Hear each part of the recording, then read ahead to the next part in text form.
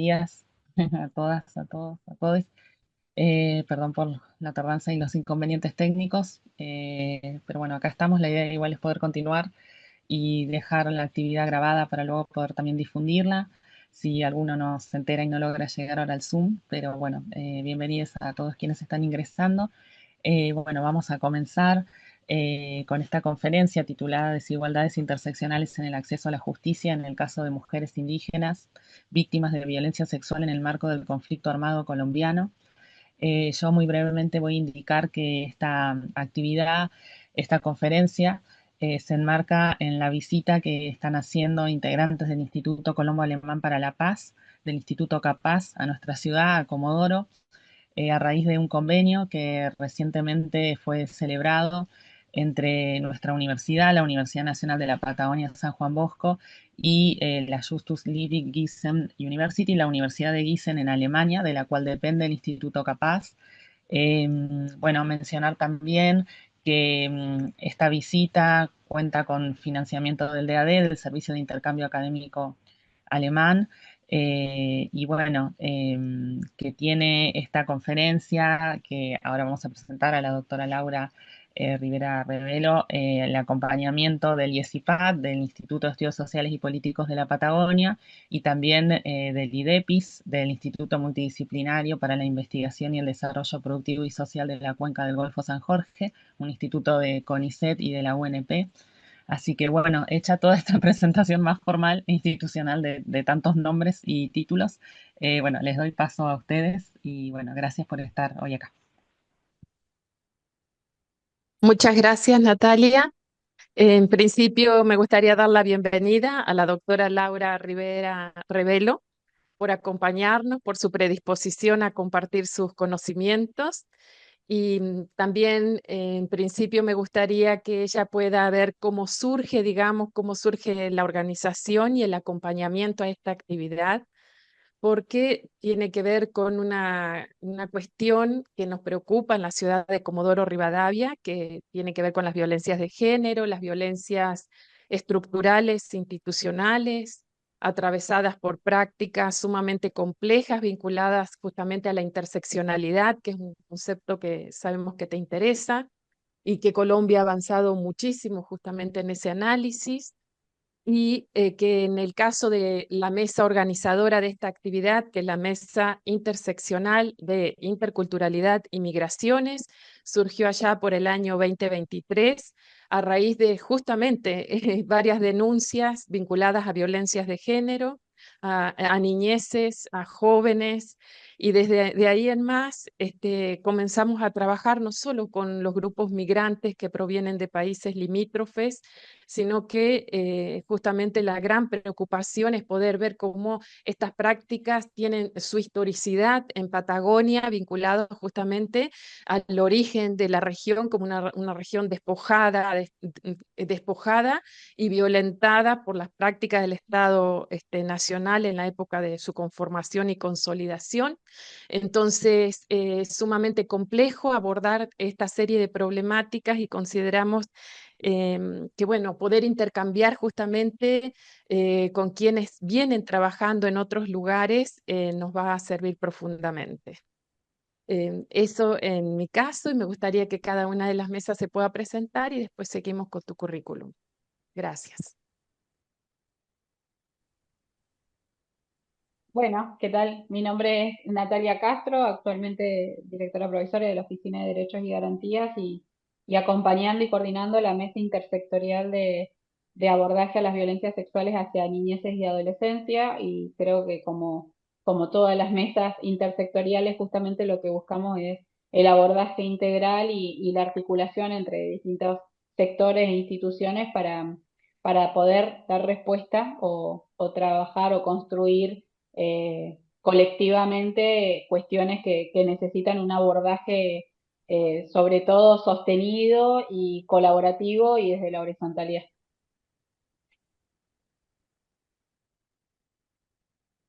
Bueno, mi nombre es Verónica Opaso, yo soy directora general de políticas de género con abordaje territorial de la Municipalidad de Comodoro.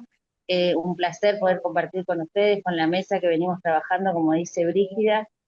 nuestro abordaje es territorial, o sea que es sumamente importante escuchar de lo que se está trabajando en otros lugares y sobre todo en lo que es América Latina, así que bienvenido y a poder seguir aprendiendo y construyendo en conjunto, porque esta es una responsabilidad de todos, sobre todo estas violencias extremas que nos atraviesan por ser mujeres y por ser migrantes además. Así que un gusto y un placer compartir con todos los compañeros y compañeras que están en el Zoom.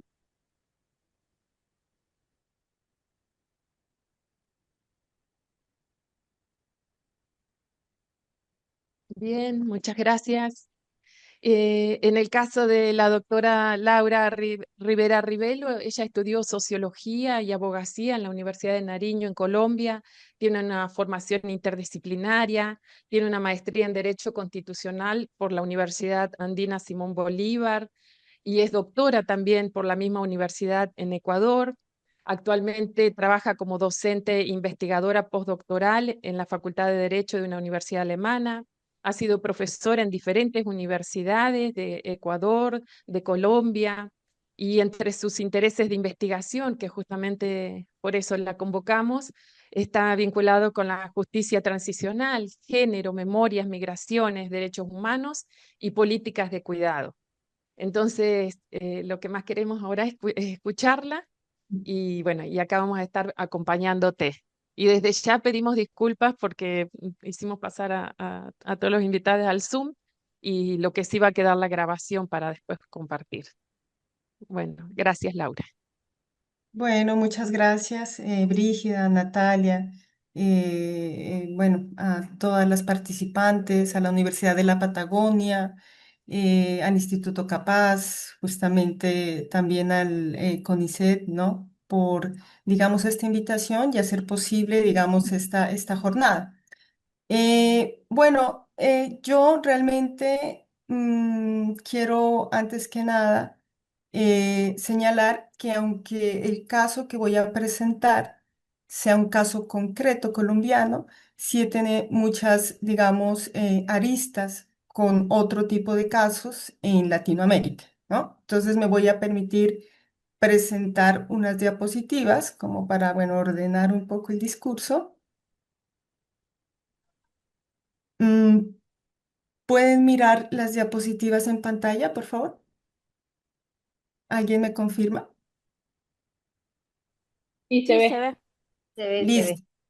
Bueno, muy bien. Entonces, bueno, como ya lo decía la profesora Brígida, la ponencia que traigo ahora es justamente el acceso a la justicia de las mujeres víctimas de violencia sexual en el marco de conflicto armado, bajo una mirada interseccional, ¿no? Entonces, bueno, en forma general, creo que es importante resaltar que la violencia sexual y la violencia de género se ha dado en diferentes tiempos, en diferentes épocas, en diferentes países. Ustedes en esta diapositiva pueden ver diferentes memorias fotográficas de justamente ese tipo de violencia, ¿no? Desde, por ejemplo, en los años 40, las mujeres chinas, sobre todo esclavizadas por el ejército japonés, que fueron, digamos, violadas sistemáticamente, esclavizadas en los campos de concentración, hasta, digamos, mujeres quechohablantes en Perú, mujeres, digamos, afro en lo que fue Ruanda, mujeres también que fueron víctimas de violencia sexual en lo que fue la antigua ex Yugoslavia. También si nos vamos a la Segunda Guerra Mundial, se ha hablado mucho como, bueno, del Holocausto judío, pero también hay otras, digamos, acciones contra los derechos humanos de las mujeres justamente en la liberación de estos campos, como fue la violencia que propinaron los aliados hacia mujeres alemanas, ¿no? También, por ejemplo, podemos ver la violencia sexual como una forma de disciplinar a las mujeres francesas que de alguna manera tomaron el ejército o, digamos, las fuerzas nazis de ocupación también en los años 40. Entonces, esto para decir que la violencia sexual y la violencia de género justamente es de carácter universal que independientemente de que nosotros tengamos diferentes culturas, que nos ubiquemos en diferentes espacios geopolíticos, en diferentes países, que seamos leídas bajo diferentes, comillas, razas, que tengamos diferentes idiomas, este es un problema estructural que se da en tiempos de paz, es decir, por fuera de los conflictos armados, pero que también, digamos, se incrementa en el marco de los conflictos armados internos. ¿M? Entonces, esa es como una primera idea. Otra idea general es que hasta ahora las investigaciones o la empiria que tenemos sobre la violencia sexual en el marco del conflicto armado nos reporta que esta violencia ha sido más sufrida por mujeres que por hombres. Pero esto poco a poco pues está cambiando y de ahí también viene esa visión interseccional, ¿no? Porque hemos visto, por ejemplo, en algunos casos que ya también hay hombres que están hablando, que están rindiendo testimonio, específicamente en Colombia, donde dicen, nosotros también fuimos víctimas de violencia sexual, ¿no? Entonces, si bien es cierto, son los casos más investigados o de los que tenemos, digamos, más trabajo empírico, en este momento sí se está ampliando más el enfoque hacia otras identidades no hegemónicas, hacia hombres que han sido víctimas de violencia sexual, ¿no? Esto como en forma, digamos, general, ¿no? Ahora también estas violencias, ¿no? De tipo sexual y de género tienen un marco social y un marco político que justamente deriva de esas construcciones de género que tenemos hegemónicas sobre lo que es un hombre, lo que se espera de una mujer, ¿no? Y esto ha sido utilizado por los grupos en armas para justamente utilizar esta violencia sexual con fines más políticos o fines asociados a la guerra o a los conflictos. Ahora bien, voy a dar un salto para lo que pues hemos venido avanzando en Colombia. En Colombia, justamente producto del movimiento social y el movimiento pues, de mujeres feministas, ya esta violencia ha sido reconocida, ¿no? En distintas investigaciones institucionales, pero también dentro de la justicia, ¿no? Entonces ahí tenemos unas características que la violencia sexual y de género que se da dentro del conflicto armado colombiano ha tenido unas características. Esas características es que el universo de víctimas lo conforman mujeres empobrecidas, donde, digamos, habitan lugares o márgenes, digamos, de las capitales, ¿no? En territorios rurales, donde se encuentran comunidades indígenas, donde se encuentran comunidades afrodescendientes y donde se encuentran comunidades campesinas. Entonces, el universo que tenemos, por lo menos provisional, lo que sabemos hasta ahora, lo componen mujeres con pertenencia étnica, mujeres negras, pobres, que han sido víctimas de violencia de género y de violencia sexual en el marco del conflicto armado. Por ejemplo, una de las cifras, y aquí digamos que las cifras en violencia sexual es siempre un subregistro. ¿Por qué? Porque detrás de la violencia sexual hay todavía mucha vergüenza, hay mucho tabú sobre este tipo de crímenes y hay mucho silencio producto de la impunidad, ¿no? Entonces, el Centro Nacional de Memoria Histórica y el Registro Único de Víctimas, que básicamente es el registro que lleva, digamos, las denuncias que hacen las mujeres sobre violencia sexual en el marco del conflicto armado, nos reporta que de 1985 a tipo 2016, que aparentemente, o bueno, oficialmente terminó el conflicto con una de las guerrillas más legendarias de Colombia, que fue la guerrilla de las FARC, se registran 26.534 víctimas de violencia sexual, ¿no? Esas son las que están en la base de datos. Y esto lo abordaré posteriormente, que ahí mismo también en la forma de registrar esa violencia ya vemos un obstáculo principal, ¿no? Para que las mujeres accedan a la justicia. Incluso ese subregistro lo reconoce la Corte Constitucional en diferentes sentencias, donde justamente hace un marco, ¿sí? de algunos obstáculos que se les presentan a las mujeres, bueno, al estar ubicadas en zonas no capitales, en zonas rurales, para justamente registrarse y otros aspectos que vamos a ver más adelante, ¿no? Otro de las características en Colombia es que hay impunidad en el 98%. ¿Eso qué quiere decir? Que apenas, por ejemplo, digamos, en el marco del conflicto armado, se han dado un 1% de justicia en el sentido de que hay sentencias que nos, digamos, hablan sobre la judicialización de los actores armados o específicamente de personas ya individualizadas como, digamos, sí, las personas que cometieron esta violencia sexual en el marco del conflicto armado. ¿Esto qué implica? Que como hay impunidad, también esto desborda un poco esos miedos de las personas y específicamente de las mujeres para acceder a la justicia, porque dicen, bueno, fuimos a denunciar, pero finalmente no se hizo justicia, ¿no? Tomando la justicia como la idea de tener una sentencia en firme, ¿no? Entonces, este es el caso colombiano. En general hay un reconocimiento de la justicia, pero también en la academia, pero también en la sociedad, de que estos crímenes han existido y se han dirigido contra mujeres, especialmente las más pobres y mujeres que ocupan territorios rurales. Otra de las cosas que ha dicho la Corte Constitucional, y esto es muy importante, en la judicialización de estos crímenes, es que en el marco del conflicto armado esta violencia ha sido generalizada. Es decir, ha habido muchos casos, ¿no? Como ustedes ven, o sea, pese a que es un subregistro, hay muchos casos, pero por otra parte ha sido sistemática. ¿Qué quiere decir? Que esta violencia no ha sido eventual, no ha sido que porque algún miembro de un grupo armado, o sea, de las guerrillas, o sea, de los militares, o sea, de los paramilitares, se le ocurrió, o como un motivo, digamos, propio, guiado por una sexualidad anómala.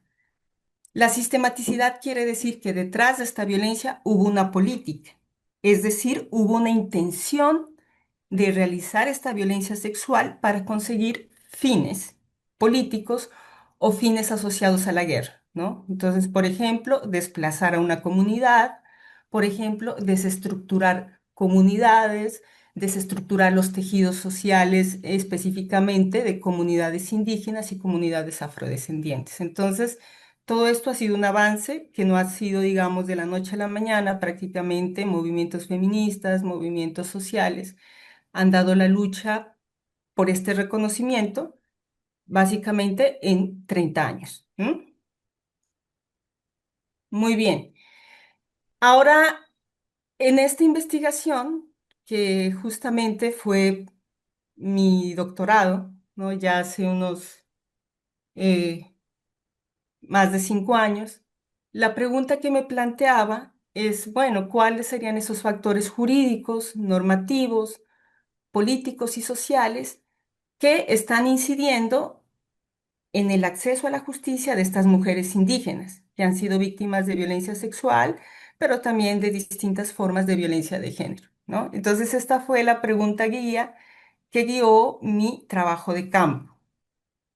Y ahí, como ya pues lo dijo la profesora Brígida, yo parto de un enfoque sociojurídico en el que no solamente nos limitamos a mirar los obstáculos normativos dentro de las normas o dentro del sistema judicial, sino también en el ámbito de lo material, es decir, de lo real, ¿no?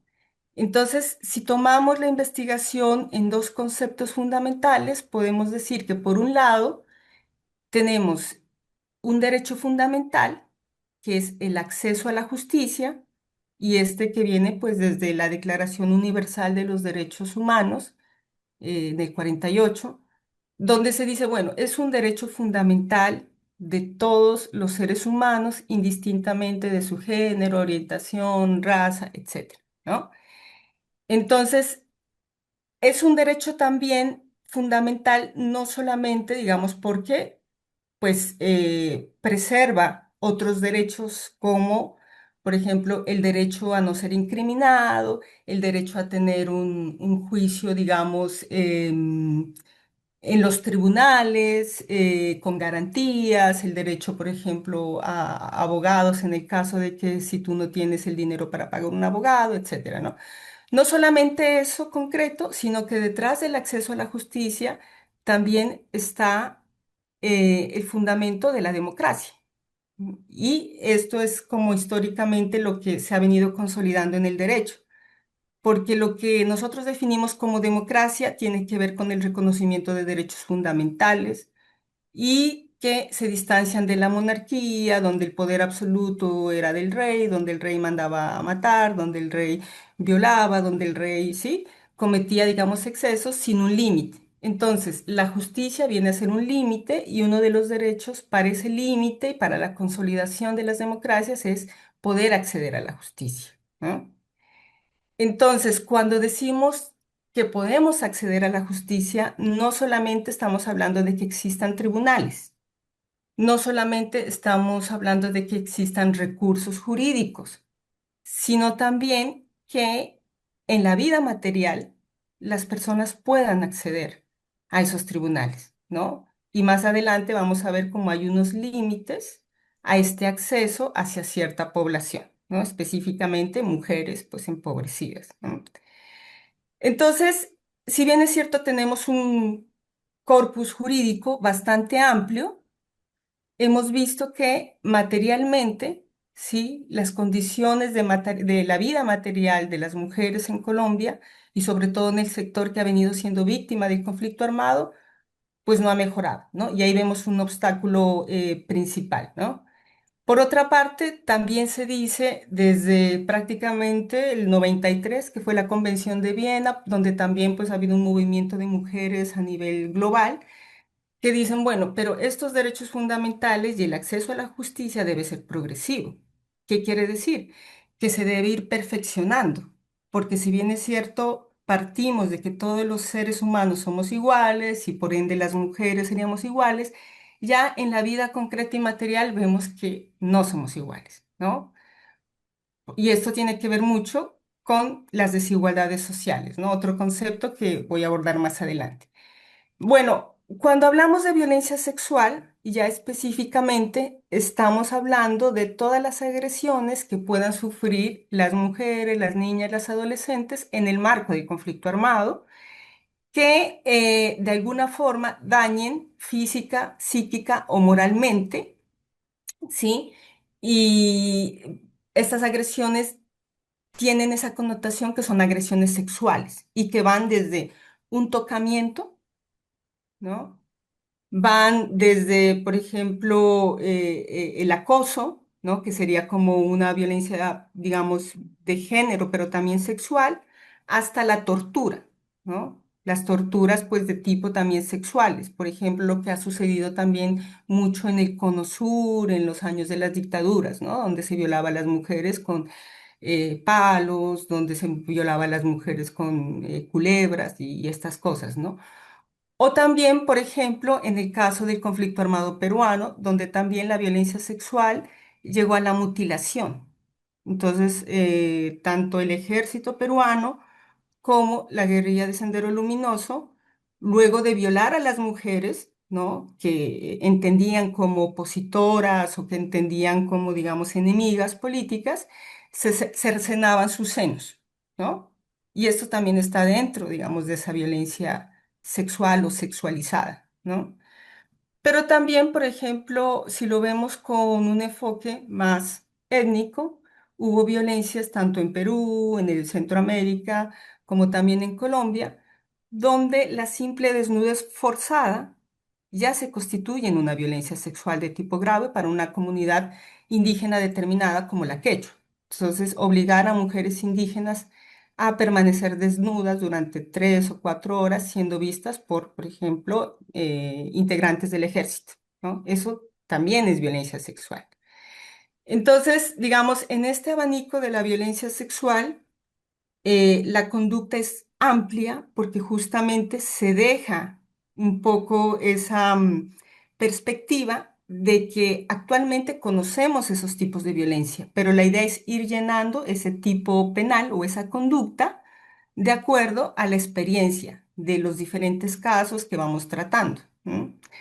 La violencia sexual como crimen de guerra, es decir, pues como un crimen que se realiza dentro de los conflictos armados, y también violencia sexual como un crimen de lesa humanidad, es decir, que se ha generalizado, que sea sistemático, pero también que puede ocurrir en tiempos de guerra o en tiempos, comillas, de paz, es nuevo. Antes del Estatuto de Roma y prácticamente antes de los 90, no se reconocía la violencia sexual como violencia. O sea, fue una lucha también muy larga. Y también el reconocer de que este tipo de violencia vulneraba, digamos, la libertad sexual de la mujer, la formación sexual de la mujer es nuevo. Porque, por ejemplo, si ustedes se van a la historia y ven los tribunales de Nuremberg, los tribunales de Tokio, que fueron los dos tribunales que surgieron después de la Segunda Guerra Mundial, ahí se habló de violencia. O sea, las mujeres que fueron sometidas, sobre todo por parte del ejército imperial de Japón, ellas hablaron en su momento. Pero en su momento se dijo, bueno, sí, es un tipo de violencia, pero no es tan grave, ¿no? Porque siempre la gravedad era como vista la tortura, el asesinato y en general esas violencias que más sufrían los hombres. Pero esta violencia era visto como, bueno, es una forma de indignidad y no sobre la mujer, sino más que todo sobre su familia. Entonces aquí hay un recorrido también muy largo histórico y también en lo jurídico para el reconocimiento. Porque si esta conducta no es reconocida como un delito, es muy difícil que se pueda juzgar. O sea, si no está en los códigos o si no está escrito, el delito es muy difícil, ¿no? Entonces, ahí es como un avance en el reconocimiento de que esto es violencia y es una violencia también en general, pues contra las mujeres. ¿M? Bueno, entonces ahí también ha habido diferentes convenciones impulsadas por el movimiento de mujeres y feministas que también han dado algunas pistas de lo que debe ser el acceso a la justicia en el caso de la violencia sexual, ¿no?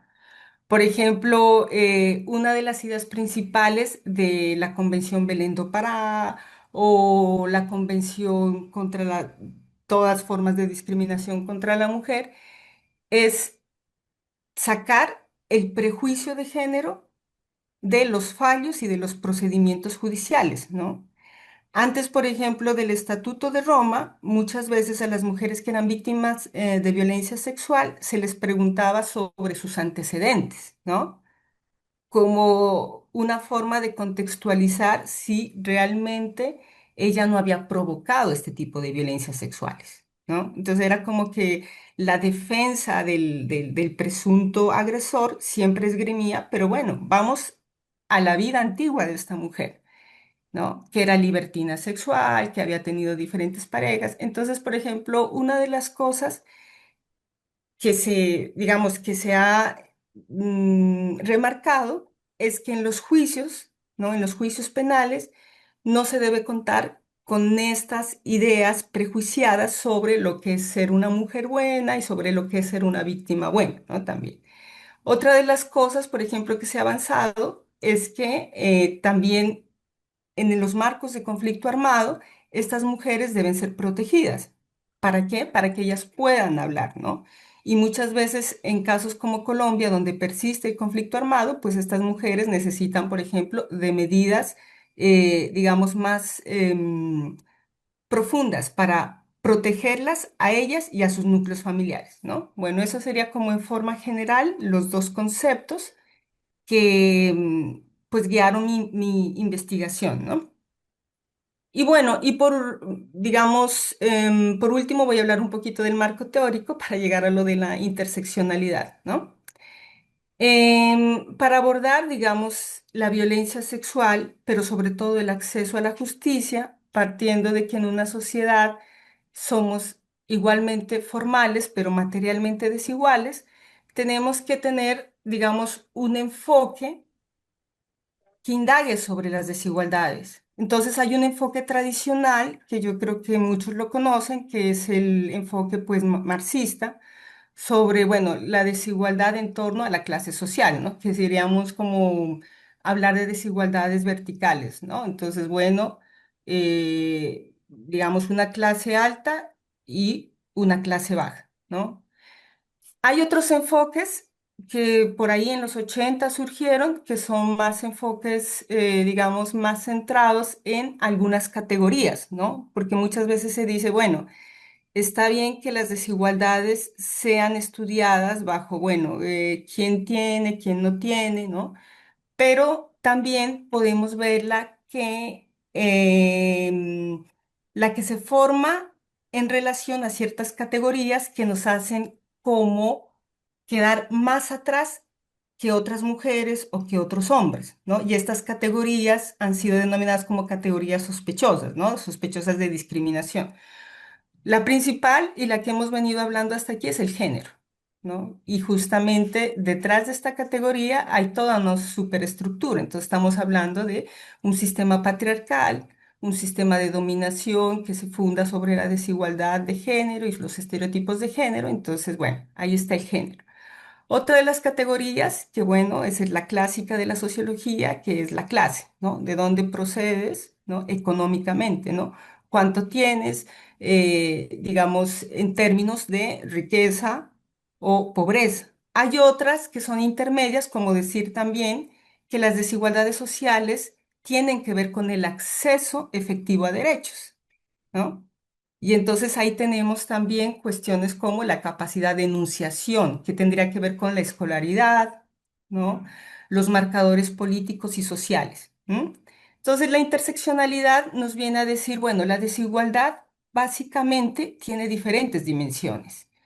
Y en una sola persona o en una sola mujer, en este caso, pueden reunirse diferentes categorías que responden a diferentes sistemas de opresión. Entonces, en el caso, por ejemplo, de las mujeres indígenas, justamente esto tiene un trasfondo histórico que nos trajo el proceso colonial, ¿no? Entonces, sobre una mujer puede estar, digamos, centrado diferentes desigualdades. La de género es mujer, pero además de ser mujer es pobre, pero además de ser mujer pobre es una mujer racializada, pero además de ser una mujer racializada es una mujer que no tiene niveles de escolaridad altos, pero además de esto no es una mujer que hable el castellano, tiene su lengua propia porque aún conserva, digamos, la lengua de sus ancestros. Y todas estas categorías, cuando se juntan en una persona, ¿sí? Es lo que produce unos obstáculos casi invisibles, pero obstáculos que se vuelven en muros que son difíciles de escalar, ¿no? Entonces, esa es una de las ideas que yo traigo a mi investigación, porque creo que es como la más, que se acerca más a la realidad puntual de estas mujeres indígenas en Colombia. ¿M?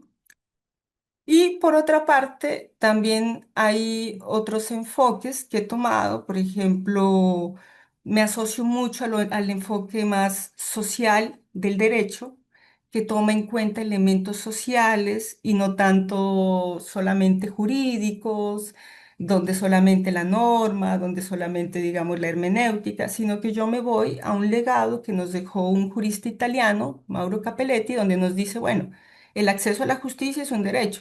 Sí, estamos hablando de tribunales, estamos hablando de un proceso judicial, pero detrás de ese proceso judicial, detrás de esos tribunales, también hay condiciones sociales, condiciones políticas. Y él en su momento, que fue como en los años 70, 80, él habló de la pobreza. Él habló de la pobreza como un obstáculo para el acceso a la justicia de las personas pues más marginadas en su momento, ¿no? En Italia. Eh, y pues justamente ahora no hablamos tanto de pobreza, sino más bien de desigualdad social, que es como más relacional, ¿no? Porque en Colombia, ustedes sabrán que somos como que casi los campeones mundiales, estamos entre los tres países más desiguales, ¿no? Donde, bueno, no es que el país sea pobre, sino que hay una mala distribución de las riquezas, ¿no? Entonces la solución sería redistribuir la riqueza, pero no somos un país pobre. Y si bien es cierto, hay personas pobres, pero la causa de esto es la desigualdad. ¿no? La desigualdad social. Por otra parte, también vemos la justicia fuera del derecho, es decir, que la justicia no solamente está en el campo del derecho, sino también está en el campo, digamos, de lo social. Y ahí traigo, pues, los conceptos de Nancy Fraser cuando ella habla, bueno, cuando hablamos de justicia tenemos que hablar de las injusticias. Entonces ella dice, hay tres tipos de injusticia. Una es injusticias en el reconocimiento dentro de una sociedad aparentemente democrática. Otra, la que venimos hablando un poco de la idea tradicional marxista de la redistribución, ¿no? Entonces, esto genera desigualdad económica, pero también social. Y otro tipo de desigualdad es la representación. En el caso de la justicia, por ejemplo, ¿cuántas mujeres indígenas son juezas? ¿Cuántas mujeres indígenas pueden ser abogadas? ¿No? Etcétera. Y hay otra parte dentro de ese acceso a la justicia que es una dimensión más simbólica, más intersubjetiva, que no la puedes describir realmente a veces con palabras, ¿no? Que es como esas deslegitimaciones de discursos, ¿no? Y esto pasa muchísimo en el caso de comunidades indígenas donde, claro, te acercas a tribunales, donde la justicia es una justicia eurocéntrica, donde los funcionarios o las funcionarias en general son personas mestizas que hablan castellano y bueno, tú provienes de una comunidad indígena, no hablas el castellano y bueno, hay digamos un prejuicio ya anterior, ¿no? Entonces, no es que tú seas diferente culturalmente, sino que no sabes, eres ignorante, no te das a entender, ¿no? Entonces, cuando hablamos de justicias epistémicas, es que una sociedad aparentemente mayoritaria, como decimos, desestima otros tipos de discursos. Y cuando hablamos de otro tipo de discursos, estamos hablando también de otro tipo de cosmovisiones, de otras formas de ver el mundo. Entonces, aquí en el caso colombiano, vamos a ver cómo se ha representado también esto en la justicia. Bueno, en Colombia se han dado tres momentos, digamos, normativos importantes para el reconocimiento de la violencia sexual, pero también el reconocimiento de enfoques más multiculturales, ¿no? Hasta este punto se ha llegado, ¿no? Aunque bueno, vamos a ver que algunos dicen que se ha llegado más allá y yo lo dudo, ¿no? El primer, digamos, marco jurídico se da en las negociaciones con los grupos paramilitares. Aquí nació un marco jurídico que se denominó Justicia y Paz, donde acudieron también muchas víctimas afrodescendientes, campesinas, indígenas, y denunciaron muchas que habían sido víctimas de violencia sexual. Lamentablemente, dentro de todos esos casos estudiados, apenas hubo, digamos, el 1% de sentencias que hablaron sobre violencia sexual. Y uno de los obstáculos justamente era que no había una identificación clara del agresor. Es decir, las mujeres sabían que eran paramilitares, pero pues por los homónimos que utilizaban, por el cambio, digamos, muchas veces de mandos en las, digamos, regiones donde ellos pues ejercían la violencia, no habían sido plenamente identificados. Y otra también pues por el miedo que producía a las mujeres, como que llegaban a un punto, lo denunciaban, pero como se invertía la carga de la prueba, es decir, la justicia les decía, bueno, pero señora, tiene que identificar, busque información. Es decir, no eran los jueces ni el sistema judicial, sino que se compelía a las mujeres a que pues vayan y busquen información. Eso, la verdad, creo que no ha cambiado mucho, ¿no? Pero aquí lo importante es que por primera vez empiezan esas denuncias dentro de un marco jurídico y empieza el reconocimiento de esa violencia sexual en el marco del conflicto armado desde una óptica más jurídica. Aquí, por ejemplo, seguimos viendo que quien definía que era violencia sexual, que no era violencia sexual, era prácticamente los jueces, ¿no? Entonces, como el sector profesional, un poco apropiándose de los relatos, desechando y, digamos, seleccionando, ¿no? ¿Qué puede entrar dentro de un delito de violencia sexual? ¿Qué puede entrar dentro de un delito de tortura? Etcétera, ¿no? Después vemos un salto hacia una ley, la 1448 del 2011, que la conocemos en Colombia como la Ley de Víctimas y Reparación de Tierras, que aquí justamente se reconoce que a pesar de que esta ley no nos habla, digamos, de juicios concretos, sino que más bien es una ley que reconoce la reparación de las víctimas por fuera del marco judicial, porque se reconoce con el testimonio de que realmente mujeres, hombres fueron víctimas de conflicto armado. Se empieza ya a ampliar un poco ese aspecto del daño, ¿no? Entonces empieza a decir, bueno, es cierto que desde nuestra Constitución del 91 nosotros hemos visto que nuestro país es un país diverso, hay muchos grupos indígenas, afrodescendientes y reconocemos esa otra edad, reconocemos esa otra forma de ver el mundo. Y aquí en esta ley se empieza a hablar, por ejemplo, de que en los pueblos indígenas existen otro tipo de daños, daños más culturales, que no necesariamente el tipo de daño responde a los daños que desde los mestizos podríamos ver como daños, etcétera, ¿no? Y también es algo muy importante que surge con esta ley, que se empieza a dar una reparación. Hay muchas críticas sobre la forma en que se repara, pero esta reparación no está ligada a una sentencia, como digamos en la ley 975 o como en la justicia ordinaria, ¿no?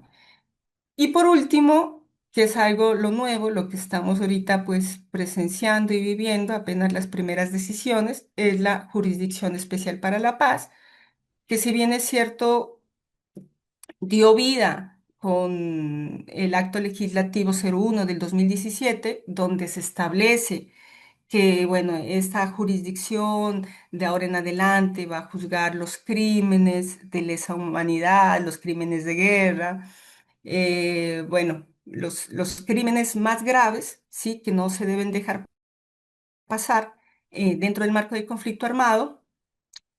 Lo cierto es que apenas, ¿no? Apenas estamos como presenciando las decisiones, ¿no? de este tribunal. La característica de esta jurisdicción frente, digamos, a las otras justicias que hemos tenido es que tiene un principio que se denomina la centralidad de las víctimas, ¿no? Entonces aquí se empieza a cambiar un poquito ese esquema de que es el juez, que es el fiscal, el protagonista del proceso, sino que, bueno, se dice aquí las víctimas tienen también un conocimiento previo y la idea es que también ellas aporten y la idea también es que lleguen, digamos, con más, digamos, apropiación hacia estos tribunales, ¿no? Pero aquí encontramos también serias limitaciones, ¿no? Porque pues no todas las mujeres han podido, digamos, aportar a los informes, que hay unos informes con los cuales las mujeres y los hombres víctimas entraban a esta jurisdicción y había obstáculos también porque pues estos informes son informes finalmente técnicos donde se trata de describir conductas, contextos, ¿no? Para que esta justicia evalúe si todas esas, digamos, conductas, todas esas, digamos, narrativas en estos informes eran factibles de procesarse. Entonces ahí había serias limitaciones porque se necesitaban también acompañamientos profesionales, porque finalmente, pues, el mundo jurídico tiene un lenguaje muy técnico, ¿no? Y entonces ahí también hubo unas barreras, pero lo importante de esta justicia es que por primera vez se dijo, bueno, hay una centralidad de las víctimas, hay que escuchar a las víctimas, los procesos no deben ser como tradicionalmente se han venido estableciendo, deben ser más procesos restaurativos, procesos que entiendan los diferentes tipos de daño. También se empieza a hablar de enfoques, ¿no? Del enfoque étnico, de enfoques territoriales, justamente en esa idea de llevar la interseccionalidad en los tribunales, ¿no? Entonces, bueno, ahí es diferente vivir en la capital que vivir en las regiones, hay violencias dentro del conflicto armado que se dieron en diferentes partes, hay diferentes tipos de víctimas, etcétera, ¿no? Entonces, aquí como que es un avance en esa idea de lo que antes se denominaba como víctimas, ¿no? Que era como esa idea de que las víctimas son todas iguales, ¿no? Y entonces se dejaba como el marco o el contexto social, ¿no? De dónde venían esas mujeres, de dónde venían esas víctimas, ¿no? Qué cuestiones sociales, políticas los atravesaban, ¿no? Entonces esos son los diferentes, digamos, a grandes rasgos, marcos que nos han acompañado hasta el día de hoy. Muy bien, ahora ya centrándome en el caso específico de estudio, y esto tiene un poco de relación con lo que alguien introdujo en esta charla, y es que el abordaje justamente lo hago desde una región, sí, que ha sido marginalizada históricamente, ¿no? No solamente a nivel económico, a nivel social, sino a nivel político. Y cuando hablo de esto me refiero a la construcción del Estado-Nación, ¿no? Entonces, aquí pueden ver, esta es la región de Nariño, donde está, digamos, alrededor de 5 pueblos indígenas.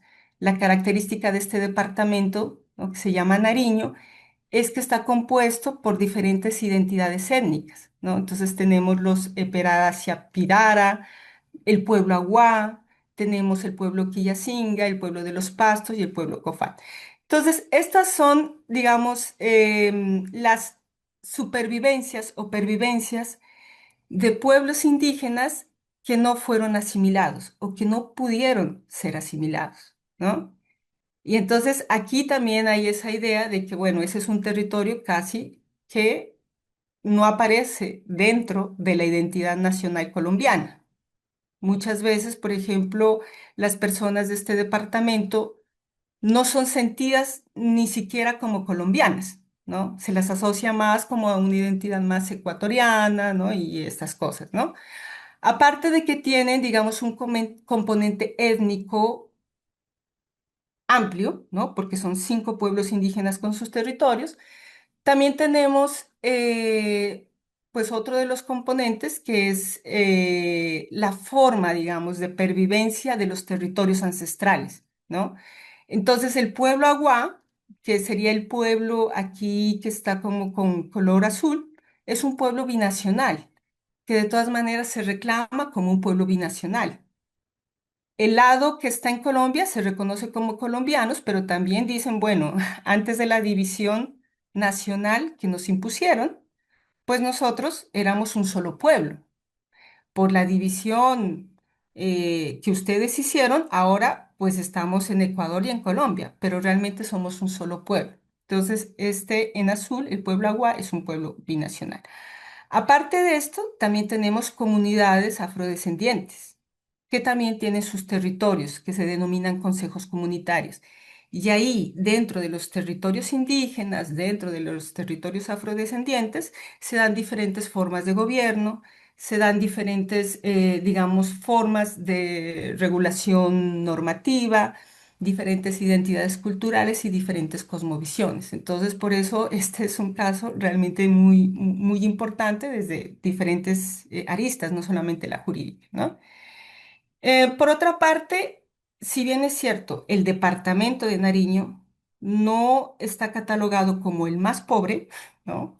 Porque antes tenemos la Guajira, tenemos el Chocó, sí se reconoce que hay zonas como la costa pacífica nariñense, justamente donde vive parte del pueblo Aguá, que es sumamente pobre. O sea, hay una denegación de servicios públicos, falta de infraestructura básica, ¿no? Salubridad, luz, etcétera, ¿no? Entonces, ese es otro de los factores también asociados a este estudio de caso, ¿no? Y por último, claro, mi, digamos, trabajo de campo fue con un grupo de mujeres del pueblo Aguá, justamente por estas características, ¿no? Que ellos y ellas mantienen una identidad, una cosmovisión propia, muy, digamos, diversa de lo que conocemos en el mundo mestizo, pero también parte de esta población aún maneja su lengua tradicional, su lengua pues materna, que es el aguapit, y esto hace que en las mujeres agua se concentren múltiples discriminaciones, ¿no? Y también las hace o las ha hecho víctimas de violencia sexual, ¿no? Entonces, ese es como el estudio de caso que traigo a colación y aquí, bueno, mm, hubo, digamos, casi 4 años de trabajo con estas mujeres en talleres, etcétera. Como les digo, pues la investigación es de tipo sociojurídica, se utilizó mucho la investigación acción participante. También se hizo muchos talleres como en ese marco, digamos, de ayudar a ese acceso a la justicia, como de derechos humanos, como de entender qué es la JEP, cómo pueden participar, ¿no? Y fue un grupo de 30 mujeres, todas menores de 30 años, que provenían de 4 resguardos indígenas Aguá, ¿no? De los cuales, por ejemplo, eh, 3 se encuentran en esta zona más crítica, ¿no? En esta zona que es lo que ustedes ven en azul, esa zona costera, donde también se presenta y se sigue presentando, ¿no? La confrontación entre actores armados. Ahí también, por ejemplo, podemos ver otras problemáticas como diferentes gobernanzas, también el problema de la siembra de cultivo de coca, etcétera, ¿no? Entonces, hay mucha conflictividad aquí en este territorio. ¿M? Y ahí, bueno, yo específicamente dividí los obstáculos que estas mujeres tenían para acceder a la justicia una vez reconocían que eran pues víctimas de algún tipo de violencia sexual en 3 formas de injusticia, ¿no? Emulando a Nancy Fraser, ¿no? Que son injusticias en la redistribución, injusticias en el reconocimiento y en, digamos, representación más simbólica, ¿no? Que sería como injusticias hermenéuticas. Entonces, en primer lugar, en la redistribución, lo que pues se miró básicamente es que estas mujeres tenían pues un déficit de garantías de seguridad, ¿no? Entonces, si bien es cierto, se desmovilizó una de las guerrillas más grandes, que era una de las guerrillas que había cometido todo tipo de crímenes con esta población y específicamente violencia sexual, lo cierto es que siguen otros grupos disidentes en esas zonas. Y eso de todas maneras, pues es un límite para que ellas denuncien, ¿cierto? Por otra parte, también no solamente estas mujeres han sido víctimas o fueron víctimas de lo que fue la guerrilla de las FARC, sino también del ejército, de paramilitares, etcétera. Entonces, esta confluencia de actores también dio como un segundo elemento, y es que en sus relatos siempre ellas reconocían que no podían decir a ciencia cierta quién fue. ¿Por qué? Porque en un momento estaba la guerrilla, en otro momento estaban los paramilitares, al día siguiente venía el ejército. Y todos cometían violencia sexual. Y en general cuando la cometían, pues se cubrían su cara, ¿no? Trataban como de eso. Hay otras, por ejemplo, tipo de violencias que fue muy explícita, se hizo básicamente como en público, justamente para causar miedo, para desestructurar el tejido social, ¿no? Ahí también, en esto de la redistribución, si hablamos, por ejemplo, de ciudadanía, en ese tiempo, por ejemplo, 2017, 2018, estas mujeres no tenían una noción de cuáles eran sus derechos. No habían conocido la Constitución, porque la Constitución Política del 91 ya reconoce unos derechos particulares, aparte de los derechos fundamentales, a las comunidades indígenas. Pero al estar escrito en castellano, estas mujeres no lo conocían y tampoco el Estado había hecho lo posible por llegar a estas comunidades, ¿no? Y además, otra de las barreras era que esta constitución no estaba escrita en Aguapil en ese momento. Entonces, no se conocía. La otra es que también hay niveles de escolaridad muy bajos, incluso si hablamos de educación intercultural básicamente por el conflicto armado, pero también por la desidia del mismo Estado. En ese momento, 2017-2018, el nivel de escolaridad máximo era tercer año. Y tercer año primario, que lo habían, digamos, un poco logrado después de diferentes momentos de ausencia de docentes. Porque cuando o sea, el conflicto armado se hacía más profundo en esas regiones, los docentes no iban. Entonces decían, bueno, no podemos ir porque, bueno, están enfrentándose, y bueno, o a veces cuando estas poblaciones eran desplazadas. Entonces ahí se cortaba, digamos, el año escolar y luego algunos volvieron, otros no. ¿No? Entonces había una desescolaridad pues muy, muy, muy tremenda, ¿no? Y también esto hace que no puedas entender estos, digamos, en primer lugar, textos, ¿no? Como por ejemplo, bueno, la Constitución, pero luego las leyes. Y ahí tampoco el Estado estaba como que capacitando y como, bueno, o sea, si no iban los, digamos, maestros, peor, digamos, los funcionarios de la justicia, ¿no? Otra de las cosas dentro de la redistribución son las desigualdades socioterritoriales. Entonces, unas distancias tremendas, o sea, de coger canoa, de coger 5 horas por canoa, de caminar, ¿no? 8 horas, hacia las fiscalías, hacia los juzgados, que generalmente quedan en las cabeceras municipales. Entonces, claro, si tú tienes la firmeza en el primer día de ir a denunciar, de repente, bueno, el segundo día ya caminaste 8 horas y luego nuevamente te citan. O sea, eso también es un obstáculo estructural que tiene que ver con cuestiones más de redistribución y de aislamiento histórico, producto de que, bueno, en estas zonas viven indígenas afrodescendientes que nunca han sido muy importantes para esa idea de Estado-nación que se ha construido en Colombia, ¿no? Muy tirado a lo blanco, muy tirado, digamos, a la ciudad letrada. Y si bien es cierto, tenemos una constitución que se dice multicultural y todo este cuento, se sigue, digamos, con esta discriminación, ¿no? Por ejemplo, en el reconocimiento. Aquí pasamos a otro factor que es el reconocimiento. El reconocer que la justicia, como vimos inicialmente, artículo 8, ¿no? De la Declaración Universal de los Derechos Humanos, es un derecho progresivo que debe adecuarse también al contexto. Entonces, si existe este grupo, ¿no? de ciudadanos y ciudadanas que no pueden acceder justamente porque hay obstáculos estructurales, hay que mirar cómo el sistema, cómo los tribunales se acercan al territorio. Y no solamente en términos de cercanía física, sino también de interculturalidad, ¿no? Por ejemplo, a la ausencia de traductores.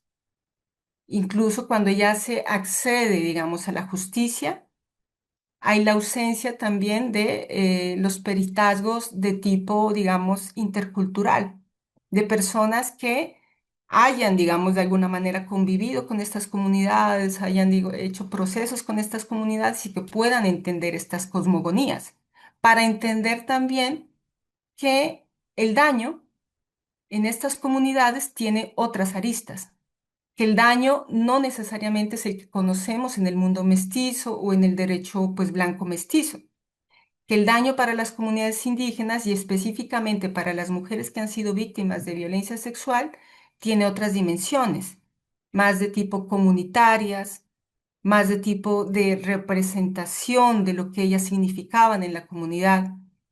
Y también desde esta perspectiva hay una revictimización institucional, ¿no? Entonces, cuando se le dice, bueno, pero si usted no habla español, ¿cómo yo le entiendo? Al contrario, pues lo que hace el Estado y está obligado a hacer el Estado y sus tribunales es justamente buscar el camino para que estas mujeres puedan acceder a la justicia y no al contrario. Entonces, también en violencia sexual hay problemas de ausencia de peritajes más antropológicos, ¿no? Porque generalmente en las peritajes y sobre todo, pues cuando se hacen los exámenes médicos, muchas veces se piensa en cuestiones netamente físicas, pero se pierde bastante material de esa relación del daño físico con el daño espiritual y el daño que produce en esa cosmovisión particular, ¿no? Que es diferente a un daño de una mujer mestiza, blanco mestiza, que ha sufrido igual violencia sexual, ¿no? Entonces ahí hay una falta de ese reconocimiento, ¿no? De esa diversidad, aunque últimamente, pues en la jurisdicción especial se ha hablado un poco de como que esa idea de diálogos interjurisdiccionales, es decir, jurisdicción mestiza en contexto transicional, habla con la jurisdicción indígena. Lo cierto es que estos son actos más performativos que realmente impacten, ¿no? Porque últimamente se habla mucho de que, bueno, el avance en este caso, por ejemplo, de comunidades indígenas en Nariño y comunidades afro, que es el caso 02, es el reconocimiento del territorio como víctima, que esto ya un poco se había trabajado en la ley 1448. Entonces, está bien, es un avance desde un punto de vista más jurídico conceptual, que se le reconozca un territorio como víctima, ¿no? Pero de ahí, por ejemplo, faltan muchas cosas, ¿no? Como para llegar, digamos, a ese entendimiento de que el territorio en sí también está dentro de esa cosmovisión y dentro de cada, digamos, integrante del pueblo agua. Entonces, ahí es donde no hay peritajes antropológicos, no hay mediaciones que nos ayuden a comprender desde el lado mestizo cuál sería el daño y cómo restablecer esos daños o cómo reparar esos daños, si hay forma de repararlos, ¿no? Y por último, las injusticias hermenéuticas, que es un poco la desestimación del discurso de las mujeres, de las formas de hablar, de las formas en que las mujeres indígenas se presentan ante los tribunales, ¿no? Y ahí vemos relaciones de poder que tienen que ver mucho con el clasismo que ha acompañado también los tribunales de justicia, ¿no? Ahí, por ejemplo, con Foucault podemos decir que el discurso jurídico también es un discurso de poder. Y en general a los abogados, estemos en los tribunales o no, siempre nos forman con esa idea de que tienes que resaltar, ¿no? Hay justamente una idea de la presentación del abogado, ¿no? Que es la elegancia juris, que eso te lo meten como en primer año, que dice, no, si usted es estudiante de derecho, debe mantener la elegancia juris, que quiere decir un poco que si estudias derecho, debes empezar a vestirte de forma elegante, porque no te van a creer que eres abogado. Y ahí ya empieza, digamos, un distanciamiento con la sociedad en general, pero específicamente en este caso lo he visto mucho con las mujeres, ¿no? Las mujeres indígenas, donde miran otras mujeres, pero claro, están totalmente distanciadas. Hay unos prejuicios clasistas, pero también racistas, pero hacia las mujeres indígenas el teatro justamente de la justicia es profundamente abrumador. Generalmente hay un trabajo previo para los testimonios, pero cuando estás en sede judicial, realmente el teatro de la justicia, esa elegancia juris, esa forma de hablar tan técnica, produce miedo y produce que muchas víctimas y más de violencia sexual se queden calladas, ¿no? Y esto, lejos de acercar, digamos, de sensibilizar a los operadores de justicia, lo que hace es cimentar un prejuicio, ¿no? No, pero no hablan. O sea, ¿qué pasa? O sea, he escuchado mucho que dice, bueno, pero no saben ni expresarse, pero es que también tienen otra lengua, pero también es que impacta el tribunal, impacta la forma en que se presenta el juez o la jueza y impacta el discurso que hay sobre eso, ¿no? Esto va más allá cuando se empieza a hablar de los testimonios, ¿no? Entonces, generalmente siempre se dice, bueno, pero las mujeres indígenas, bueno, realmente, bueno, a veces como que mienten, ¿no? ¿Cómo es posible de que digan eso? Porque a veces dentro de sus cosmovisiones indígenas existen otros mundos que nosotros no lo podemos entender. Entonces, justamente en un testimonio de una mujer indígena puede estar hablando, por ejemplo, fuerzas sobrenaturales, que para nosotros sería como, bueno, o sea, realmente no, ¿cómo se puede dar eso, no? Pero pues ellas mismas en su cosmovisión lo creen y lo representan en sus palabras. Pero esto hace que o se las tome como personas que mienten, ¿no? Mujeres que mienten o mujeres que tienen algún problema ya de tipo psíquico, ¿no? Entonces ahí yo veo abiertamente esta injusticia testimonial que se ha profundizado justamente por que no hay mediaciones interculturales. No hay, digamos, una persona que ayude a entender al juez y del otro lado también, pues, que el juez tenga una educación en interculturalidad, ¿no? Entonces aquí hay otro límite. Y también, generalmente, pues, es la minoración de la mujer, ¿no? Que es un término que viene de Rita Segato, que se dice, bueno, el testimonio de una mujer, mestiza, indígena o no, generalmente es despreciado, ¿no? Generalmente se dice, bueno, no le entendemos, entonces, bueno, alguien que hable por ella. ¿No? Entonces no hay ese esfuerzo y detrás, claro, hay una visión androcéntrica, patriarcal, pero también pues muy hegemónica de discriminación. Entonces estas serían como las tres, digamos, escalas de injusticia que encontré en esa, digamos, mediación entre, bueno, que la víctima toma fuerza, que va, digamos, a tratar de entrar a los tribunales, que, bueno, trata como de tocarle la puerta a la justicia mestiza y la justicia mestiza se la sigue cerrando, ¿no? Unos ejemplos muy concretos, ¿no? Porque no tenemos pues mucho tiempo. Por ejemplo, aquí les traje lo que ahora pues me dicen que ha cambiado un poco, pero esto era en el 2017. Este era el registro único donde la víctima, para ser registrada en ese sistema de información como víctima, tenía que llenar, ¿no? Entonces, como se dan cuenta, son prácticamente 4 hojas, están escritas en castellano y son bastante cosas como dispendiosas, porque la idea era que, bueno, tratar de un poco que la víctima argumente los hechos, que se acuerde de los años, que se acuerde de quién fue el agresor, etcétera, ¿no? Entonces, aquí hay un principal obstáculo, que muchas de las mujeres indígenas no podían escribir. Otras no entendían muy bien el castellano y necesariamente necesitaban la ayuda de un profesional mestizo o de una profesional mestiza, que tampoco, digamos, el pueblo Agua y los pueblos indígenas de Colombia es que pues dispongan de presupuestos amplios, ¿no? Y más estas comunidades que se encuentran en el margen, ¿no?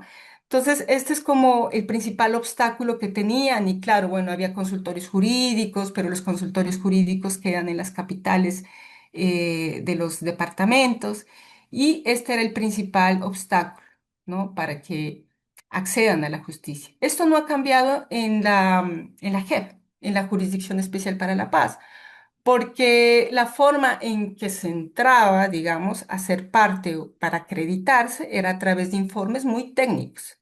Y que si bien es cierto, tú encuentras lo principal de la JEP, la centralidad de las víctimas, si no hubiese sido por el apoyo internacional de ONGs internacionales que pagaban a profesionales, no hubiese sido posible recopilar los contextos y las victimizaciones de estas mujeres y de estos hombres, que ahorita pues ya están acreditados dentro de la JEP. Y también, claro, en el informe generalmente pues eran unos informes de 30, 50, 70 hojas, donde pues había, digamos, que tener un conocimiento jurídico, técnico, para pues asemejar los hechos al derecho y etcétera, ¿no? Y eso no lo tenían las comunidades indígenas ni las mujeres y tampoco lo pagaba la JEP.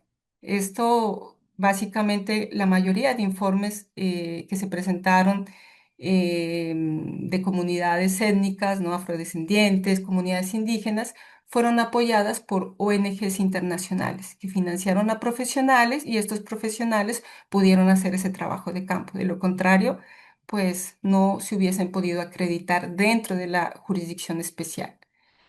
Otra de las cuestiones es como ese desprecio y esa falta de entendimiento de los testimonios cuando tienen una diversidad étnica cultural.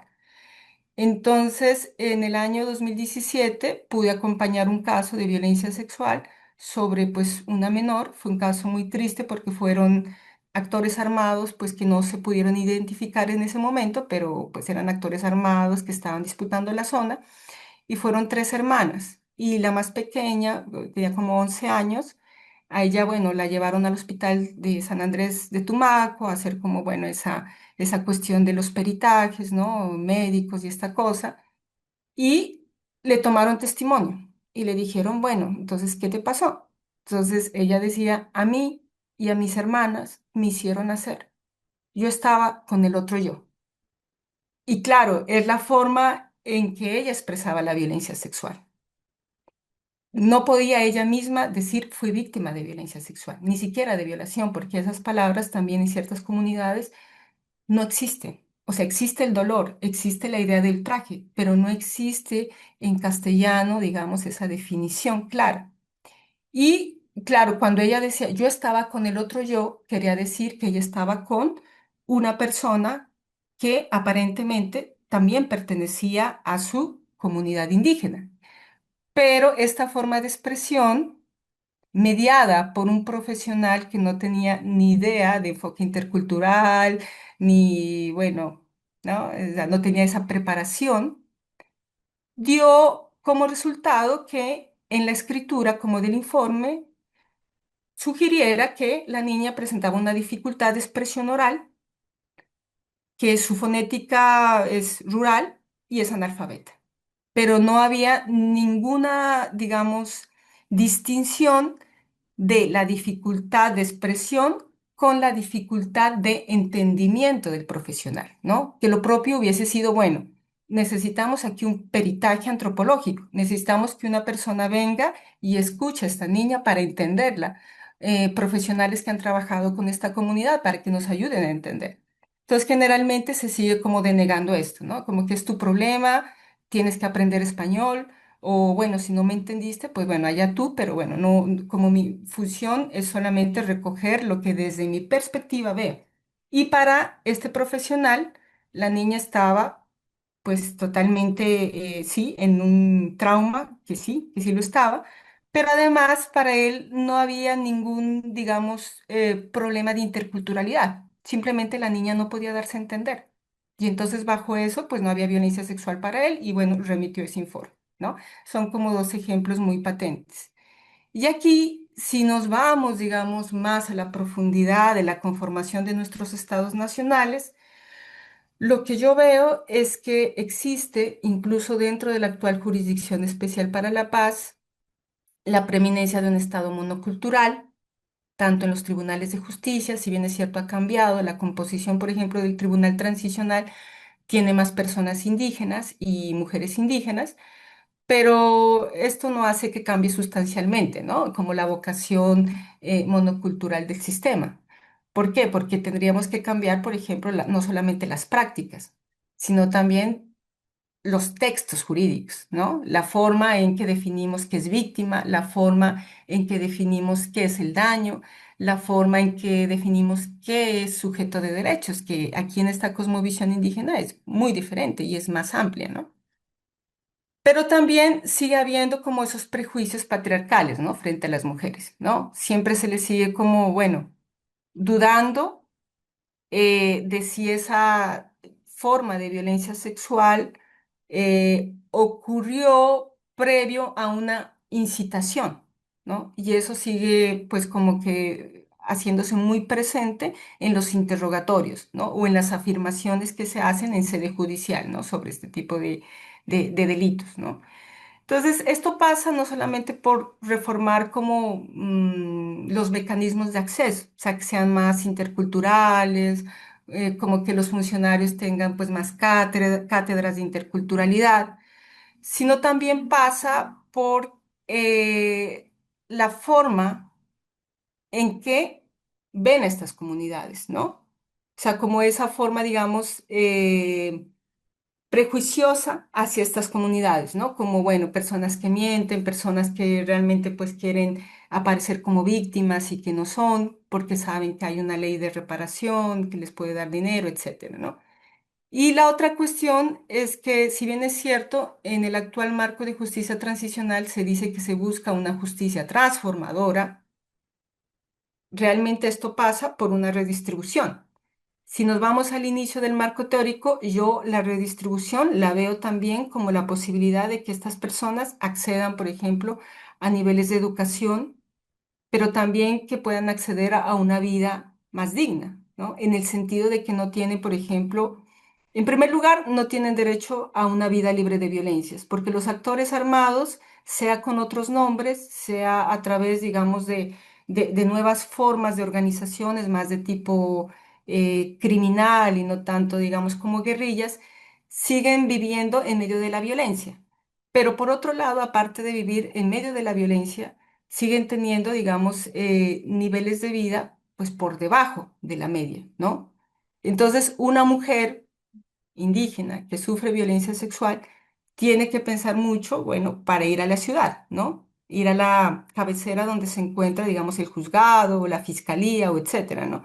¿Por qué? Porque, pues, en primer lugar, estas poblaciones no son monetizadas, pero en segundo lugar, claro, si tienes, qué sé yo, 2.000 pesos en Colombia, digamos, como para comprar una libra de arroz, que son de las cosas que no se dan y que compran, y esos 2.000 pesos te pueden servir para trasladarte por canoa o por bus, ¿no? Para la cabecera principal, pues generalmente las mujeres también por esas construcciones de género, prefieren comprar la libra de arroz para dar de comer, ¿no? Entonces ahí vemos como que cuestiones muy materiales, muy estructurales, que no resisten solamente pues a que haya, digamos, una justicia transicional que ponga en el centro las víctimas en el discurso, sino que realmente se necesitaría un cambio cultural y también un cambio también socioeconómico, ¿no? Entonces, bueno, con eso sería como la terminación de mi conferencia. Ahí hay unas foticos de mi recorrido con la comunidad, también en alguna charla que estuve con la profe Segato. Y bueno, nada, conversar con ustedes, qué les parece, si ven como algunos puntos de confluencia por acá en Comodoro. Muchísimas gracias. Excelente, Laura, muchísimas gracias. Yo creo que sí, que tenemos muchísimos puntos para intercambiar, porque mientras vos explicabas, creo que a varias se nos venían los casos judicializados, en particular en Comodoro Rivadavia, pero también en el resto del territorio chubutense. Así que ahora lo que vamos a intentar al menos unos minutos, al menos hasta las 12 propongamos, ¿no? Preguntas, intercambios entre quienes estamos acá en el Zoom.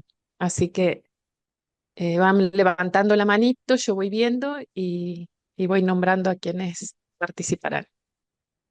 Por lo menos para 2 o 3 intervenciones nos da el tiempo. Si no las veo, por favor, enciendan el micrófono nomás. Puede ser que no, como no estoy visualizando a todas las que están, así que escuchamos.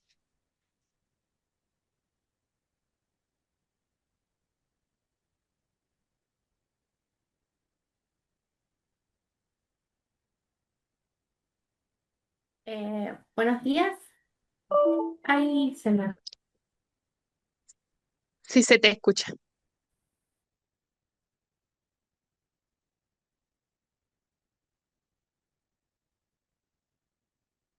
Ahora Se no. Vi desconectó, me Patricia, parece. puede ser. Sí, Sí, alcancé a ver Patricia, pero bueno, y no, parece que se desconectó. escuchamos otra intervención mientras entonces.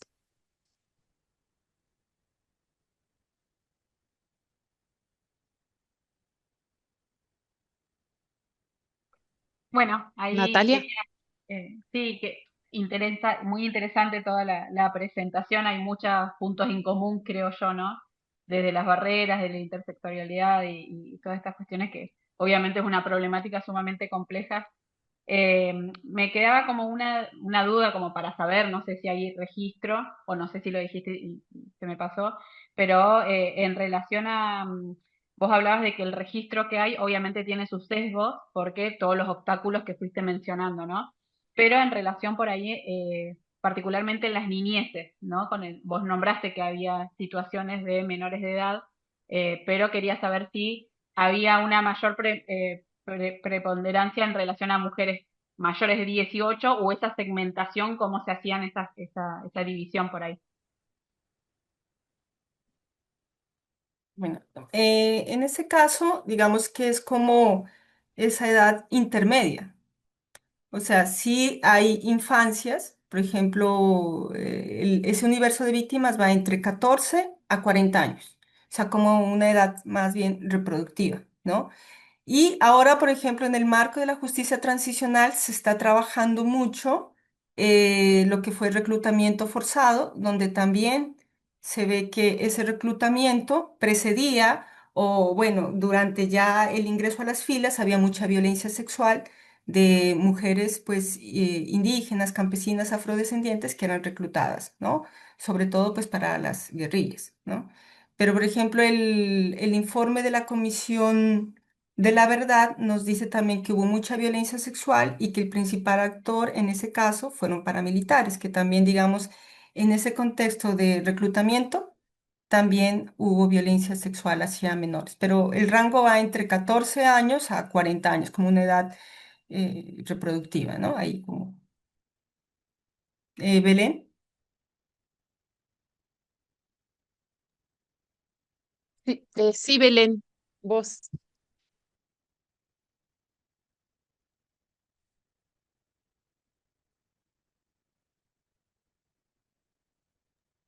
Estás muteada, Belén. Ahí Ahí está, está. ahí. Bueno, hola a todos. Me pareció,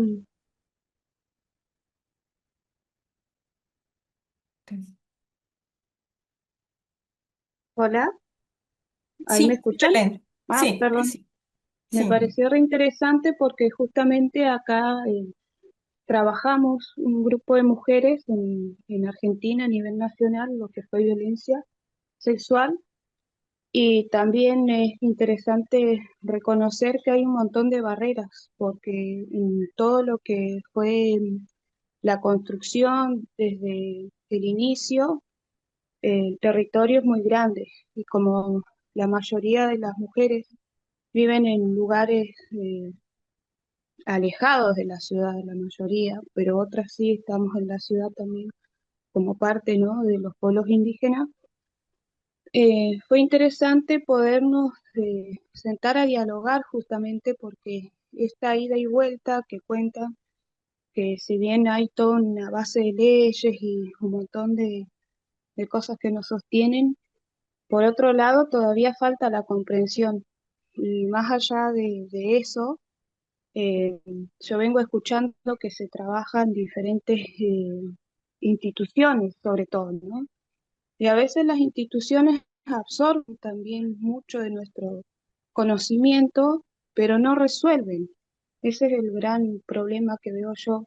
Cuando la provincia de Chubut han visto un montón de comunidades desalojadas con alto rango de violencia hacia lo que preguntaban acá, por ahí desconocen, pero la mayoría han sido violentados niños y mujeres últimamente. Entonces, también es como abrir ese abanico a los que no conocen nuestra realidad, que se interesen un poco más en, en ver en qué mundo vivimos, porque no estamos tan alejados, si bien la mayoría, como hablamos acá en Patagonia, no hemos adaptado a los sistemas, hemos aprendido muchas cosas, e incluso hay muchas mujeres que tienen muchos títulos y eso ha garantizado que tengamos algunos espacios. Pero por otro lado, en el lugar, digamos, rural, en lo campesino, sigue existiendo la desigualdad y por eso también es importante justamente que se abarque desde varias miradas, porque si no siempre quedamos igual, como que toman la palabra o nuestros roles o nuestras funciones otros y nosotros nunca llegamos a desarrollarnos propuestas, no sé, programas, cosas que revaloricen lo que nosotros sabemos, porque también ahí entra, que es algo que yo un poco me dedico, la salud de todos. Y en cuanto a eso, también cómo salimos entonces si no tenemos sostén, digamos, cómo salimos entre nosotros a fortalecernos. Y ahí está, yo creo, el valor y la fortaleza del conocimiento de nuestra gente, porque a partir de eso también hemos hecho nuestras propias terapias, para así decir, entre muchas comillas. Hemos sanado un montón de situaciones a las cuales también, si uno lo lleva a la parte judicial, también hay un rango grande de violencia por todas estas cosas, lo que fueron comentando, el idioma, la forma de vestirnos, de presentarnos. Últimamente hubo eh, una noticia también donde quisieron ingresar a ver a un preso político mapuche con las propias vestimentas y ya se niega desde la propia justicia. Entonces yo creo que ahí hay varios puntos actuales que hay que seguir nutriéndonos entre todos. Así que agradezco también a la escucha porque esto es más que nada, yo siento así, para, digamos, la gente que no es originaria, sino que es para la gente haciendo como una catarsis, digamos, de la realidad eh, que no lo viven. Y eso es fundamental también que se dé a conocer. Bueno, muchas Gracias. Muchas gracias, Belén. Eh, ahí, Laura, si te gustaría responder algo a Belén. Sí, no, pues remarcar que Desde la visión interseccional también lo que se busca es como pues mirar más que identidades fijas, las relaciones, ¿no? Entonces, en este caso, en mi estudio de caso, también por la cercanía hacia las mujeres, etcétera, trabajé lo que es violencia sexual hacia mujeres y también porque ampliamente se conoce que pues es como la población que según las investigaciones y lo empírico ha sido la más afectada. Pero un poco para contarles fuera de la exposición, también en Colombia ya los hombres están hablando también. Por ejemplo, hay un nuevo caso en el marco de esta justicia transicional, el caso 11, donde también ya hay víctimas, hombres acreditados que, que han decidido hablar, ¿no? Porque imagínense si las barreras son primero internas, ¿no? Para que una mujer, es lo que he visto en mi trabajo de campo e históricamente.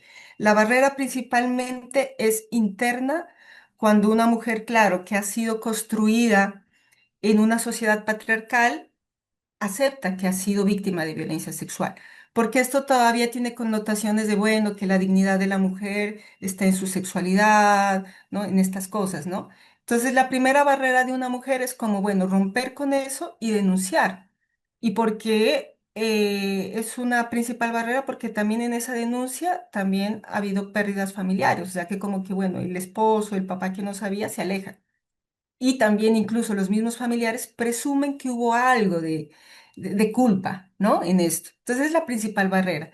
Ahora, extrapolando a los hombres, que han sido, digamos, creados también en esa masculinidad hegemónica, donde su deber frente a actores armados era proteger a la mujer. Y justamente la devuelta de esta cosa, de esta construcción de los actores armados ha sido violarlos y decirle, bueno, te violo y mando un mensaje a tus mujeres que tú no las pudiste proteger, ¿no? Y que te dejaste violar. Y bueno, en ese contexto, la violación para un hombre que ha sido educado pues en esa masculinidad hegemónica es que, bueno, no soy hombre, ¿no? Y entonces ha sido una especie también de tránsito que han dado estos hombres, son alrededor de 604, si no estoy mal, que han tratado de relatar que, bueno, efectivamente, al inicio, por ejemplo, muchos se decantaban por decir fui torturado que ni siquiera podían enunciar, ¿no? Luego con los talleres y todo, digo, no, no era tortura, era violencia sexual, ¿no? Y después, bueno, como que se desate la palabra, ¿no? Que se empieza a hablar. Y eso está, y por eso es tan importante este principal aspecto de reconocimiento, porque, por ejemplo, en el caso de las mujeres, el hecho de que algunas pocas mujeres hayan ido y hayan decidido ha tratado de alguna forma de visibilizar estas violencias y de parte del Estado de crear mecanismos para ese acompañamiento psicosocial, pero también en cuestiones médicas. Que, por ejemplo, ahorita el vacío hay en cuestión de los hombres, porque en Colombia, por ejemplo, se ha trabajado mucho desde esta perspectiva de que solamente las mujeres fueron víctimas. Pero ahora entonces nuevamente es como que, bueno, si hay hombres, entonces ¿cuál debe ser la atención para este tipo de hombres? Porque ahí vemos la diferencialidad, ¿no? Un enfoque diferencial, pero también la interseccionalidad. Entonces, por ejemplo, hay hombres rurales que fueron víctimas de violencia, hay hombres indígenas también que fueron víctimas, hay otros hombres de clase pues más acomodada y más escolarizada que entienden de forma diferente este hecho. Y entonces el hecho de que exista ya este macro caso, de que existan hombres que hayan dicho sí, fui víctima, también empuja al Estado a ofrecer, sí, desde la institucionalidad, el acompañamiento necesario, o que por lo menos se toquen y digan, bueno, necesitamos aquí también personas que estudien estos casos, personas que se especialicen, cómo hacemos esos peritajes con ellos. Aquí la reparación, ¿cómo sería? ¿No? Porque es muy diferente, bueno, un hombre con una masculinidad hegemónica que fue violado hacia una mujer que fue víctima de algún tipo de violencia sexual, no solamente la violación, bueno, puede haber muchas formas de violencia sexual que un poco ya se ha estudiado, ¿no? Ya se ha estudiado un poco más, ha habido algunos avances, todavía falta. Pero eso es lo importante de reconocer y de reconocer también de que a diferentes niveles hay esta visión interseccional que nos viene a dar cuenta de las diferencias que existen entre los ciudadanos y ciudadanas que vivimos en un territorio nacional, ¿no?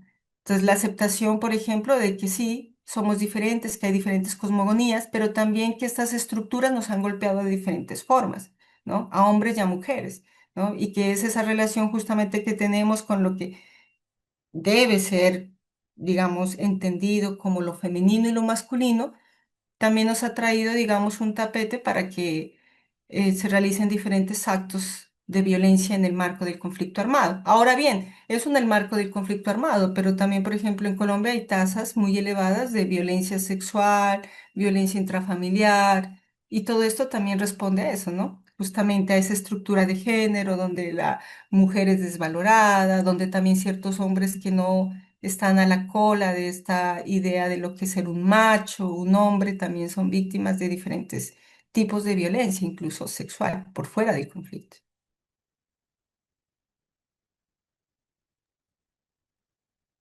Gracias, Laura.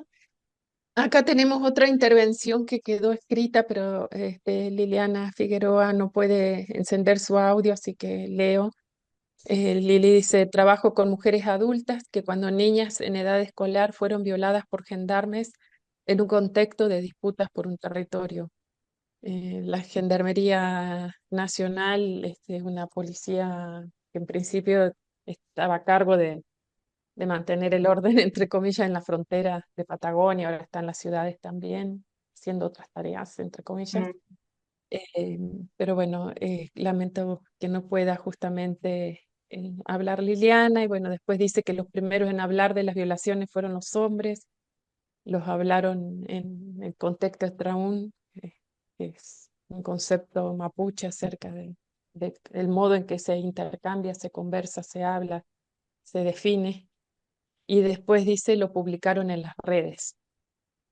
Bueno, yo creo que toda tu exposición nos deja pensando muchísimo, porque cuando escuchaba acerca del reconocimiento constitucional que debería tener un Estado que se precia de contemplar las diversidades culturales y cómo convive con todas estas tensiones, y Argentina no contempla justamente, entonces el derecho es totalmente ordinario, occidental, y yo creo que la justicia no solo no contempla las diversidades, sino que tampoco nuestras leyes. No tenemos leyes como, bueno, ahí vos rescataste muy bien, enumeraste todos los avances que tienen al menos en la legislación. Y acá en Argentina tenemos una ley de género, pero bueno, es una ley de género, siempre digo, pensado para mujeres blancas, occidentales, y también con una profesión y un sostén económico importante, y quedan fuera prácticamente la totalidad de las mujeres que no pueden ni siquiera acceder a la justicia, porque vos bien remarcaste que ahí en el acceso ya está el impedimento, y después cuando se llega, todo lo que continúa. Y pensaba también cuando vos hablabas de la elegancia juris, tengo entendido que en Argentina no está escrito, pero funciona como una violencia simbólica, porque acá escuchamos, ¿no? Cuando los abogados o las abogadas preparan a las víctimas para presentarse ante los jueces, le dicen tienen que ir bien vestidas, tienen que, ¿no? Como que está implícito también esto, ¿no? Y bueno, ahí también Guada Díaz nos trae las violencias sexuales que sufrieron las mujeres en la dictadura cívico-militar en Comodoro Rivadavia, y dice ella que ve muchísimas similitudes. Desde ya te agradecemos, y bueno, vamos a seguir en contacto con vos. Quizás alguien más me queda ahí que no alcanzo a ver. Si alguien quiere decir unas palabras, ya estamos en hora, pero podríamos tener el espacio, y si no, podemos seguir, por supuesto, el intercambio. Ahí escucho por las dudas, me silencio un minuto como si alguien más quiere decir algo.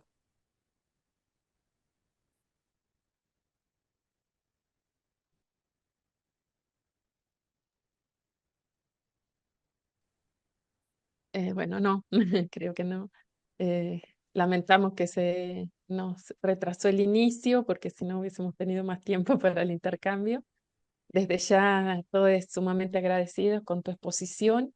Esto va a quedar grabado, porque ahí me escribió mucha gente que no pudo ingresar al Zoom, porque se ve que se necesita, no sé, supongo otro tipo de admisión, quizás, no sé. Pero bueno, por suerte la vamos a poder distribuir a la grabación, y quedamos en contacto con vos. Natalia, Barrio Gracias. Nuevo. algunas palabras, de nada, Gracias, como para cerrar la gracias, actividad. profe Brígida y Natalia. Muchas gracias por la escucha. O sea, para decirles también que es un tema que generalmente uno dicta un módulo, un semestre, porque realmente en la misma Colombia no hay conocimiento de estas leyes, ¿no? Entonces, generalmente es parte de un módulo. Traté de hacer la síntesis para llegar al estudio de caso, pero realmente pues sí es problemático, ¿no? Pero la idea es como, bueno, también mirar esas conexiones y partiendo justamente de esas ciudadanías que no han sido totalmente reconocidas en los estados nacionales. Y ahí lo que decías, Brígida, al inicio, ¿no? Que bueno, en la construcción del Estado-nación, ahí mismo ya empezó esa discriminación, ese, ¿no? Los otros y nosotros. Y justamente en el derecho hay ya una, en lo teórico, una discriminación porque es que nosotros recepcionamos el derecho muy de Francia, de Europa, algo de Estados Unidos, o sea, muy eurocéntrico, muy blanco, muy occidental. Y esto, pues como ha llevado tantos años, pese a que ha cambiado la Constitución y hay unos nuevos principios, es muy difícil. Hay una disputa incluso dentro de los actores de la justicia, ¿no? Sobre todo, por ejemplo, en la JEP hay una magistrada indígena, Belkis, que hace la instrucción de este caso 02 de comunidades indígenas en Nariño, donde ella pues ha dado como esta lucha dentro, ¿no? de los tribunales, pero pues igual es como una lucha minoritaria porque en general los demás abogados, bueno, han tenido esta educación, luego la especialización en Europa nuevamente en la misma línea y poco se ha avanzado en esto, ¿no? En entender el daño desde otras perspectivas, el trauma también. Por ejemplo, el trauma que deja la violencia sexual es muy diferente a el trauma en mujeres mestizas, ¿no? Es otro tipo de trauma. O sea, sí es un trauma, pero hay que estudiarlo, digamos, bajo esa otra óptica. Y para eso necesitamos intérpretes, necesitamos también que la misma comunidad pueda ser parte, como han dicho muchos. Nosotros queremos ser los intérpretes, pero ahí dicen, bueno, pero ustedes no son profesionales, necesitan ser psicólogos, antropólogos. Y ahí yo digo, bueno, pero ¿qué pasa? O sea, hay otro límite nuevamente, ¿no? Entonces, no, nada, agradecer y bueno, quedó en falta, sí, de un poco entender más el contexto por acá en la Patagonia, en Comodoro, pero seguramente bajo el proyecto que ahorita tienen con Capaz habrá los tiempos y las oportunidades. Entonces, muchísimas gracias. Gracias, Laura, y a todas y todos los participantes. Iba a decir lo mismo, que bueno, celebro este encuentro y este diálogo, más allá de las particularidades del caso.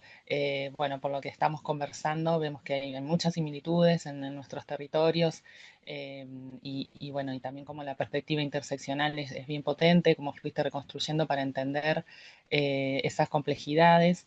Y bueno, ojalá, digamos, esto sea el inicio de una charla, de una conversación que pueda continuar, de contactos y redes que puedan fortalecerse. Y bueno, agradecemos y celebramos la presencia de ustedes estos días acá en Comodoro y la posibilidad de habernos encontrado hoy en esta conferencia. Eh, y bueno, pensemos que es el inicio de más, como bien dijiste, así que bueno, vamos por eso también. Y bueno, nuevamente agradecerte, agradecer todo el trabajo que nos compartiste. Bueno, a Brígida, que estuvo en la organización, a la mesa, a la mesa intersectorial, bueno, a todas las compañeras que participaron hoy acá. Así que bueno, les dejo un abrazo.